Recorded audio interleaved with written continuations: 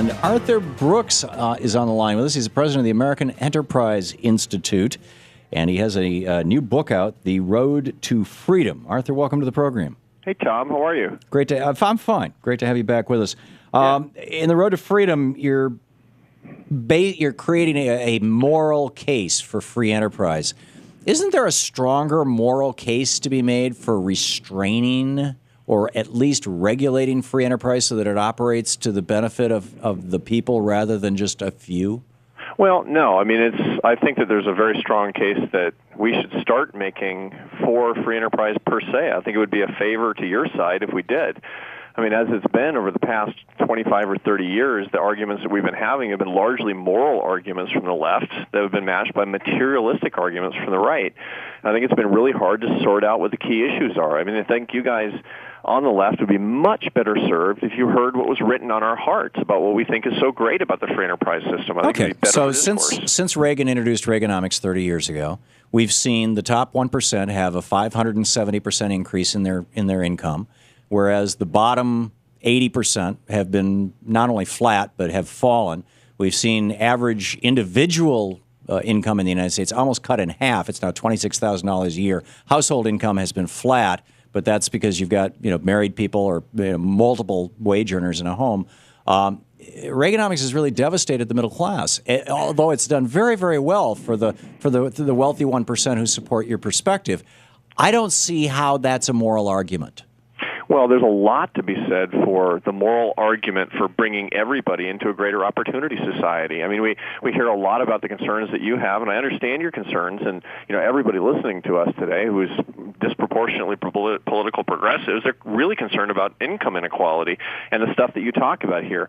But you really hit on what we should be caring about. The real moral significance is not income inequality; it's actual mobility and opportunity for people at the bottom. That's what we need to be thinking about. What is the system that's going to enable that to happen the best? Now, I absolutely agree. Absolutely agree. And in fact, I can tell you from being an entrepreneur back in the 70s and the 80s when the first business I owned in 1973, we bought health insurance for all our employees at Blue Cross Blue Shield in Michigan, and my recollection is it was like $35 a person per month, for a good family plan, because back then the state of Michigan required all health insurance companies to be not-for-profit, required all hospitals to be not-for-profit. Given that one of the greatest barriers to mobility and certainly one of the greatest barriers to people quitting their job and becoming entrepreneurs like I did is that they're afraid that they may get sick and they may lose their health insurance. And now, once COBRA is expired, more than 100 million people have pre-existing conditions. That just kind of writes them out of the gene pool of possibilities to become entrepreneurs. Isn't the best thing to do to ensure that mobility that you're talking about to have a national healthcare system? Well, look, you just conflated two things. Should we have portability? Should we have something that guards against people having pre-existing conditions being able to change their jobs? Oh, yeah. How are you going to do that without government? But without what we're talking of is actually a system in which you have insurance reform, not the nationalization of the healthcare system. Look, if you want to see what insurance reform looks like that really does protect against pre-existing conditions and allows portability, go to AEI.org and you'll see how we think about that. And you know what, Tom? I bet you'd agree with 95% of the stuff that we're talking about. Can you show me an example? Tom, I think I agree with you on something that's huge. That you have the most important radio show on the left, and the thing I know that bugs you the most is corporate cronyism. It's a huge threat to liberty, and you're completely right. And that's the reason that a lot of these health insurance markets have gotten completely out of control. I mean, a lot of health insurers have completely captured state legislators. They're too much in the pocket. Arthur, in my opinion, that's the consequence right? of the Supreme Court having come up with this doctrine back in the 1880s that they've amplified now to the point of hysteria that corporations are persons and that money is not property, it's actually speech, which is complete absurd nonsense. But back to this point, you've written a whole book on this. It's great. Thank you. Can you identify for me one country that has ever said, okay, we're not going to, and one developed country, and one undeveloped country for that matter, that has said, the government's not going to involve itself in the healthcare market. We're just going to let we're going to let free enterprise take care of it, and it's been successful? No, the government has to be involved in the provision of public goods.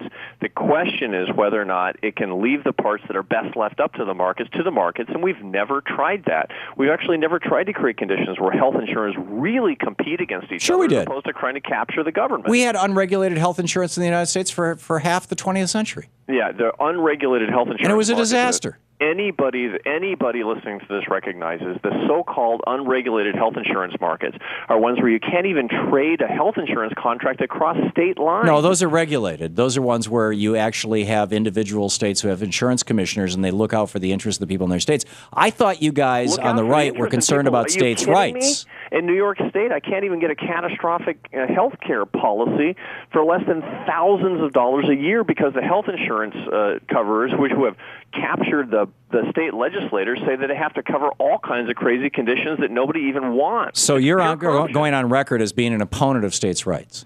I'm going on record as being an opponent of the laws passed under McCarran-Ferguson in the 40s, you know them better than I do, that say that you can't trade across states. We need actually health insurers to be able to... So you want the federal government to tell individual states that their insurance commissioners no longer have the power to regulate how insurance is handled in their states.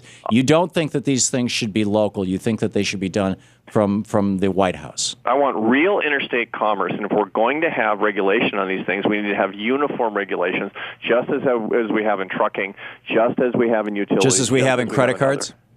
I mean, really what you're talking about is the credit card model. We used to allow individual states to regulate credit card companies. Credit card companies got that knocked down in, the 60s, 50s, 60s, 70s? I'm not sure exactly when it was, but it was in the middle of the 20th century.